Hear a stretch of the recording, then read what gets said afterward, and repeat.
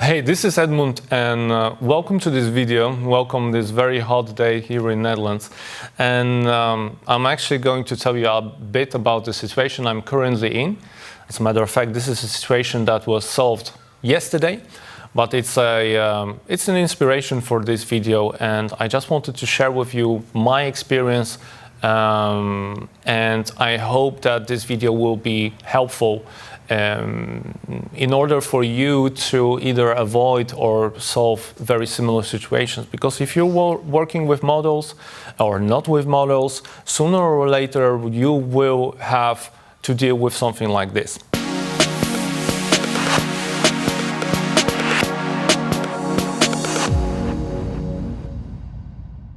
And so first I'll tell you a little bit how my situation went and how I dealt with it.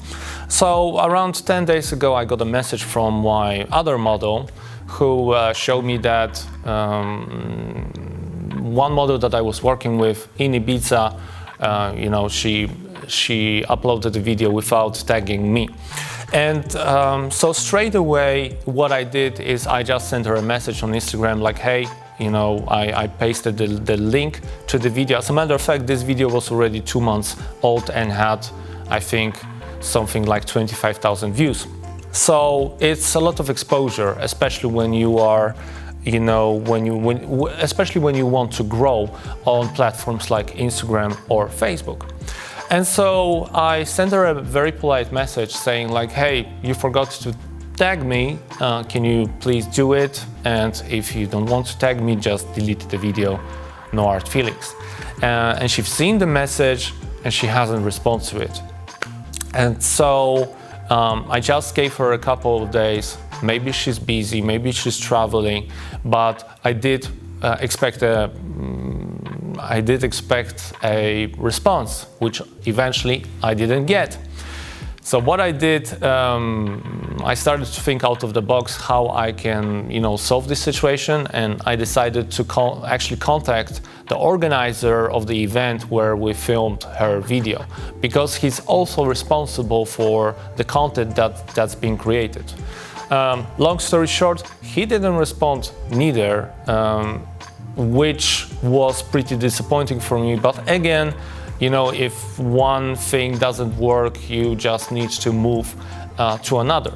So in those kind of situations, you need to have, a couple of steps, couple of possibilities, couple of options that you can use to solve this situation. And there is usually an order to it, meaning that if one thing doesn't work, then you just move on to another. So the first thing I did, and this did work, was to contact Instagram. And as a matter of fact, Instagram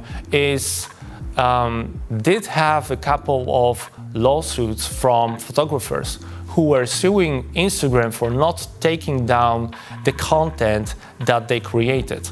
And so basically, in any post, you have an option to report it, whether it's spam or whether it's inappropriate, and you have a couple of options where you can choose like, hey, this post or this video violates my copyrights. And so what you do is you just fill in a form and then you send it to Instagram, and that's what I did. They came back to me real quick. I had to answer a couple of more questions. I also had to prove that the video that I'm talking about is actually mine, which in my case was very easy since I had the very same video on my Instagram, which I posted around 8 or 9 months ago. So it was very easy to show like, hey, I am actually the creator of this video and I'm not happy that it's being used without without crediting me. And so last night I got this message. So the video was taken down, and I'm very happy about this. Instagram reacted real quick. and I was very happy with the service they gave me. And to be honest, this is exactly how those kind of things should happen. If Instagram didn't respond or didn't take the video down, then I had a couple of more options. And the first thing I would do is actually contact the manager of the artist whose music was used in the video, because I know this is like one of the biggest artists in the world, and I don't think that, you know, that they would be very happy that their music was used in a video, because I'm pretty sure that she couldn't afford to, you know, to pay for the copyrights of the music to be used in that video. Anyway, I was willing to do that, whether the manager would respond or not, but it was a reasonable thing to do. And if this didn't help, I would just approach my lawyer and tell her to draw me some kind of, you know, letter. And if this wouldn't work, then there would be a lawsuit. And this is actually quite extreme, because we're talking about, you know, a collaboration. There was no money made, and why would you do a lawsuit for a thing like this, where you can? That's actually your right, and you know, it's also a matter of principle, meaning that, you know, if somebody is operating in bad faith, then this shouldn't take place. You shouldn't work with those kind of people, and of course, unfortunately, it's usually afterwards when you find out what kind of people you've been dealing with. But yeah, anyway, it's very good to have options. It's very good to have, you know, platform like Instagram or the law on your side. And so, real quick, just to summarize, like, what you can do when something like this happens, try to avoid those kind of situations. That's the first. And you avoid them in two ways. The first of all, you work with contracts and release forms. And this is also a note to myself, because in many cases, especially when it came to the collaborations, I wasn't using them, and I should have. And very often, you know, you will rationalize it in some way, like saying like, hey, I don't need it, nothing will happen, you know, there is no money involved, like, why should I, you know, create an awkward situation by pulling out the contract and saying like, you know, sign it, and maybe the model will be discouraged and she won't want to work with you. Well, it's a very stupid rationalization, and it's very common when you are beginning, but the sooner you will do the things in the right way, the sooner you will do them professionally, the easier you will have it afterwards. Meaning that if you will, have this kind of protocol in your workflow, then it will make so many things much easier, and also you will be taken more seriously and you will be respected more. And that's also very important in this industry, whether you're doing collaborations or whether you're doing client projects. So that's the first part. The second part is communication, meaning that when you're working with a model, whether it's before the shoot, during the shoot, or after the shoot, you need to communicate your expectations, meaning you have to tell your model like, hey, I expect you to tag me in every single video or photo, any single piece of content that you're publishing that I made.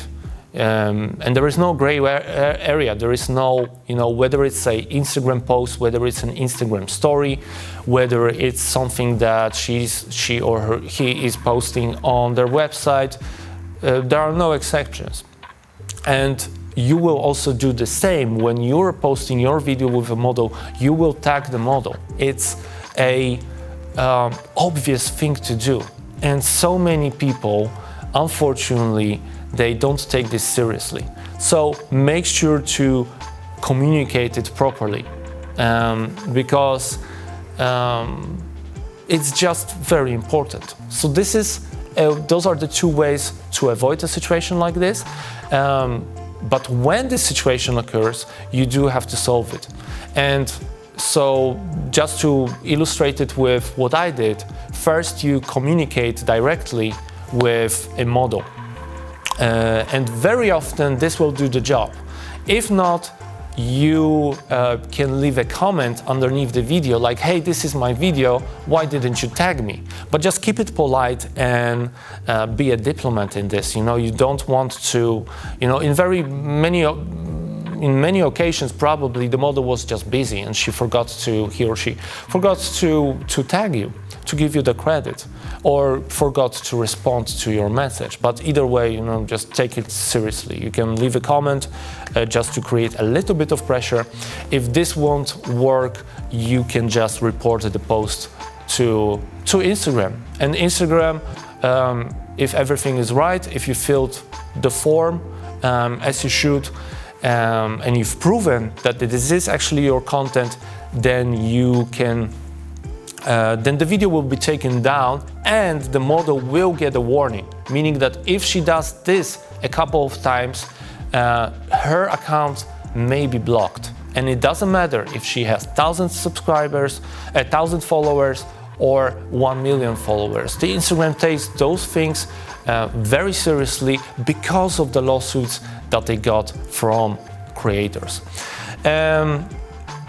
If this won't work, then you can proceed to, you know, legal steps. You know, whether you use your lawyer or whether you find some kind of, you know, letter online that you can send, like a professional letter that you can send to your model. This again, this really shows that there are consequences and that you shouldn't be ignored.